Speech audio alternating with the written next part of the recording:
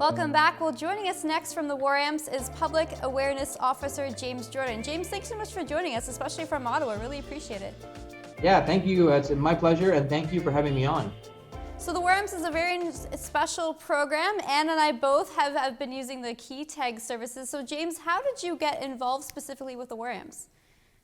I was actually, I've been involved with the War Amp since day one. I was born missing my left arm below the elbow. As you can see here, this is my prosthesis, which I can talk about a little bit later, but I'm cut off just below the elbow here.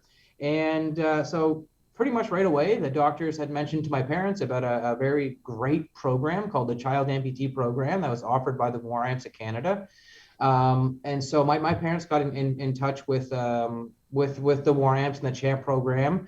And I attended my first child amputee seminar where my parents got a lot of information about raising an amputee child, and they were able to meet other amputees, and I was able to meet other amputees. So really it started there when I was about 6 months old when I attended my first seminar.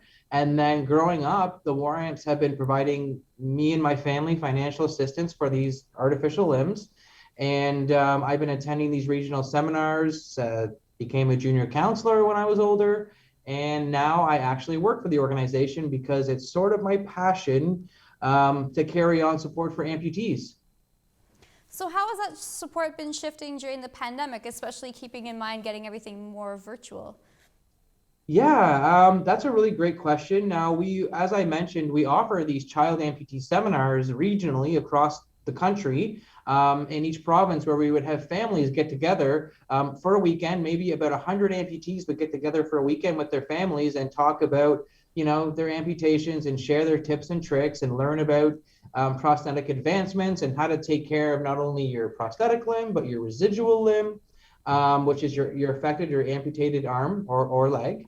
And so, of course, with everything that's been going on with COVID and the pandemic, we haven't been able to meet in person. But what we've been doing is trying our best to get up and running with virtual sessions where we can start offering this support to our members, sort of just like how we're talking right now, just over Zoom, where I will say I'll be the session leader and I'll talk about maybe infant toddler prosthetics as one topic, where we talk to new families who have child amputees that are either infants or young children, and we talk with them about being fitted for an artificial limb for the first time or what to expect, and that this is just one small session of many different sessions that we offer amputees across the country. So what we're doing is just trying to offer that support, back to our families where, we used to be able to do that in person, but now we're doing our best to do that virtually. So what's the situation with your prosthetic? Because you showed us some interesting technology that's been advanced these days. Yeah, that's right. Well, it's what you call a myoelectric arm. So if I turn it this way a little bit, there you can see it a bit more. So it opens and closes. So it's it's called a myoelectric hand. So it's an electrical arm that works on muscle impulses. So there's actually a sensor on my top muscle, and there's a sensor on my bottom muscle. And all I would need to do is flex up or down. And if I flex up, it opens. And if I flex down, it closes. And as you can see, I'm turning my wrist and it's making a bit of a noise there, but it sounds like a pepper shaker, but it's natural. It's supposed to sound like that. Because you can position it any way you want, right?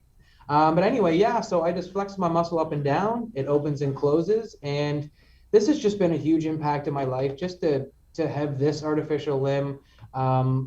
It's gone a long way for my independence and just being, living a normal, active life. I hate to use the word normal, but living an active life. And, it's all thanks to the War Amps CHAMP program that I can have this arm. They're not cheap. This one alone is worth $25,000. So they're very expensive. And this is sort of what the CHAMP program does. We provide financial assistance for artificial limbs for amputees across the country, specifically child amputees. And we like to be there every step of the way and take that burden of the financial burden off the shoulders of our families across the country. Yeah, it's remarkable the technology you've got on your arm right now. It's unbelievable the advancements these days. What are some of the things that are available for us to continue to support the War Amps? Because I think the Quinte program hit 75 years this year. Yeah, so the key tag service hit 75 years this year, so we're celebrating our 75th anniversary. And our key tags, our 2021 key tags, are actually being mailed out this week. So if you haven't already received them in your mailbox, they should be coming soon in the Belleville area.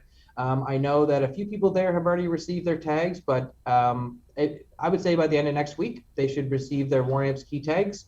And yeah, it's 75 years, and our theme this year is You Are Part of What We Do, which is really just to pay tribute to the very generous Canadian public that's been supporting our key tag service and making it a possibility all these years. For us to not only keep providing this free service to Canadians, but at the same time provide funding for artificial limbs and funding for our programs for amputees across the country. So the key tag service all through donations if those wish to continue on that way? Yeah, absolutely. So how it works is it's a free service for all Canadians to use. Once you receive it in the mail, there's a 9-digit confidential number that's linked to your name and address. So you would just put that on your keychain, and if you're ever to lose your keys, the person that finds them just has to call the 1-800 number on the back, and we will send a courier to pick them up and deliver them back to the door of the person that lost them, absolutely free. And if you don't have time, you can also drop them in any mailbox and they'll be delivered back to the person as well. And like I said, this is a free service for all Canadians. There's no obligation to donate, but those who see value in the service and also know the good work that we do for amputees across the country might end up donating a few dollars, and that's how we receive all of our funding to make all our programs possible. We don't receive any government grants. And I'm very proud to say we spend less than 10% on administration. So, 90% or more of the donations we receive, they go to funding these things for kids across the country. So that's the key to this. And it's something that the war veterans that started this organization, the First and Second World War amputee veterans started the War Amps, and they started the key tag service after the Second World War, to provide a service back to Canadians being servicemen and to also provide funds for their organization and their means, and soon they were able to pass that on to future generations of amputees. And 100 years later, the War Amps is, we've been in Canada for 100 years now, over 100 years supporting amputees and still going strong. Well, thanks so much for sharing your story. Once again, James Jordan with the War Amps. Really appreciate the time. Thank you. Thank you, my pleasure.